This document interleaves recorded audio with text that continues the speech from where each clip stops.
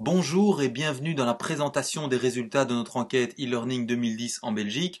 Je suis Xavier Van Dieren, je travaille pour la société Now.be et cette enquête vous est proposée en partenariat avec l'AOT, l'Agence Wallonne des télécommunications. Alors voici quelques entreprises participantes à notre enquête. Et on va se plonger directement dans les premiers résultats avec les tailles des entreprises de notre panel. 26% des entreprises comptent moins de 5 collaborateurs, 10% de 5 à 50 collaborateurs, 19% de 50 à 500 collaborateurs, 23% d'entre elles comptent de 500 à 5000 collaborateurs et 23% d'entre elles comptent plus de 5000 collaborateurs. Alors ce qu'on peut retenir, c'est que 50% d'entreprises de plus de 500 collaborateurs ont répondu à notre panel et c'est sur les résultats de ces entreprises-là que nous allons nous focaliser dans cette présentation. Alors, les entreprises de plus de 500 collaborateurs offrent-elles des parcours e-learning en interne?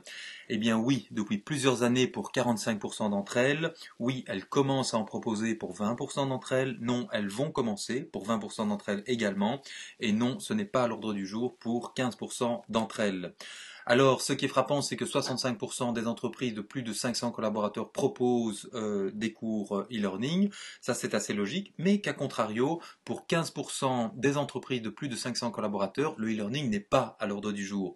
Alors là, j'ai peut-être une vision déformée à travers le prisme de ma formation de concepteur de parcours e-learning, mais ce chiffre me paraît important pour des entreprises de cette taille-là, de ne pas prévoir de mettre à l'ordre du jour le e-learning dans leur dispositif de formation. Ça a été une surprise pour moi dans cette enquête. Alors, les organisations utilisent des modules réalisés sur mesure pour 81% d'entre elles, des modules génériques modifiés éventuellement en fonction de leurs besoins spécifiques pour 38% d'entre elles, et des modules génériques issus de catalogues ou des bibliothèques sur étagère pour 44% d'entre elles. Donc 80% des entreprises utilisent des modules réalisés sur mesure. Eh bien, ça me paraît assez logique quand on connaît la spécificité des métiers propres à chacune de ces grandes entreprises et leurs besoins en formation pour répondre à ces besoins qui seront uniques à chaque entreprise et non transposables. 44% des entreprises utilisent des modules génériques issus de catalogues. Alors là, ce chiffre m'a surpris à la baisse. Donc, si seulement 44% des entreprises utilisent ces modules génériques, c'est interpellant quand on connaît le panel des thèmes couverts par ces modules et que donc même des grandes entreprises ne font pas appel à ces catalogues. C'était pour moi une des surprises également de cette enquête. Alors, pour développer leurs modules, elles produisent complètement en interne pour 20% d'entre elles. À l'autre extrême du panel, 13% d'entre elles externalisent complètement en externe.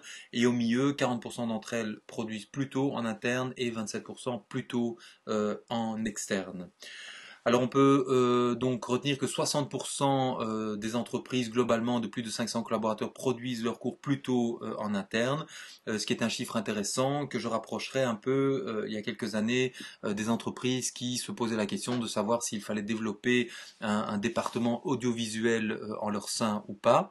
Et on retrouve un peu le même genre de réflexion aujourd'hui avec les entreprises qui se posent la question de savoir est-ce qu'elles doivent internaliser par exemple la conception des cours, hein, donc au-delà du cahier des charges, la rédaction du contenu, ou aller même jusqu'à la production du storyboard, et puis pour certaines d'entre elles, la production des médias, et même l'intégration de ces médias et la diffusion en interne sur leur intranet. En tout cas, il y a une tendance lourde aujourd'hui dans les entreprises de tenter d'internaliser un maximum de ce processus en interne, et ici 60% des entreprises en Belgique le font.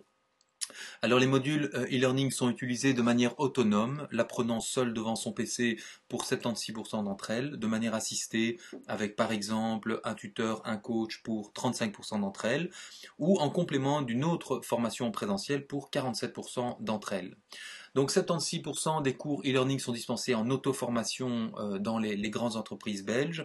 Alors c'est un chiffre somme toute assez logique quand on connaît la configuration des départements formation RH au sein des grandes entreprises, et en même temps c'est un réel défi de produire des cours e-learning qui vont réussir à maintenir la motivation des apprenants dans des dispositifs d'auto-formation pure où l'apprenant est vraiment livré à lui-même et ne peut pas compter sur un effet de groupe, un formateur en présentiel ou un tuteur à qui se référer en cas de questions soit techniques, soit de questions sur le contenu. Donc en même temps c'est un chiffre qui est logique mais qui pose question sur les défis qu'il sous-tend. 47% des cours e-learning sont dispensés en complément d'une formation en présentiel. Alors là, pour moi, c'est également une surprise dans cette enquête. On parle beaucoup de blended learning, hein, donc le fait de mélanger des formations en présentiel avec des formations en ligne. Eh bien, c'est pas uniquement une tendance futuriste, c'est déjà le cas pour 47% des cours e-learning, où le cours e-learning est dispensé soit avant ou après une formation en présentiel. Ce chiffre sera sans doute amené à augmenter encore, mais déjà 47% en 2010, c'est déjà un chiffre assez impressionnant. Les formations en ligne contiennent alors du texte, des photos pour 100% des modules e-learning. Donc il y a une certaine logique là de se dire que effectivement un module e-learning de base doit effectivement contenir au minimum du texte, des photos. Alors, pour 89% des modules e-learning, ils contiennent également de la voix et 79% contiennent également de la vidéo. Alors ces chiffres pour moi sont assez impressionnants parce que je me souviens encore d'il y a quelques années où c'était vraiment une question qu'on se posait lors de la création de chacun des modules. Est-ce qu'on peut mettre de la voix dans le module? Est-ce qu'on peut même éventuellement oser penser à la vidéo avec les problèmes de bande passante que connaissent la plupart des grandes organisations où tous les collaborateurs ne sont pas équipés par exemple en haut débit, où tout le monde n'a pas la chance d'avoir le même type d'équipement informatique. Et donc apparemment, eh bien, près de 80% de vidéos et près de 90% de voix en 2010, il semble que ce problème soit en voie d'être résolu et qu'aujourd'hui, c'est devenu un standard de se dire qu'une formation e-learning contient du texte, de la vidéo, mais aussi de la voix et du texte, des photos, pardon, et aussi de la voix et de la vidéo. Alors, pour les quiz, eh bien, on est à 79% également. Et pour les jeux, on est à 37%. Alors les jeux, c'est assez intéressant parce que 2010 a vu l'émergence vraiment du serious game comme le terme à la mode de l'année. Et donc apparemment c'est déjà une réalité pour 37% des modules e-learning produits qui intègrent déjà cette composante de jeu à l'intérieur même du module. Alors des dessins animés pour 21%.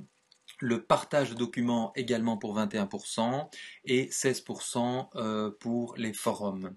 Alors deux faits surprenants ici, c'est que donc moins de 20% des cours proposent des outils de partage de documents et de forums.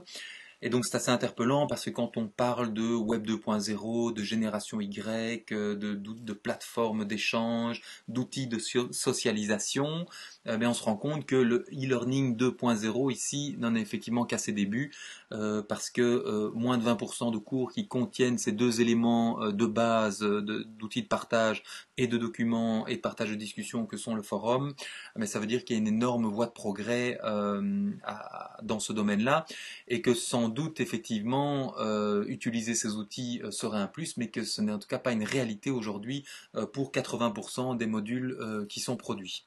Et deuxième surprise, effectivement, c'est que 20% des cours e-learning ne proposent pas de quiz. Donc on peut se dire oui, 80% en proposent, mais effectivement pour les 20% qui n'en proposent pas, me vient la question, est-ce qu'on est encore dans le e-learning ?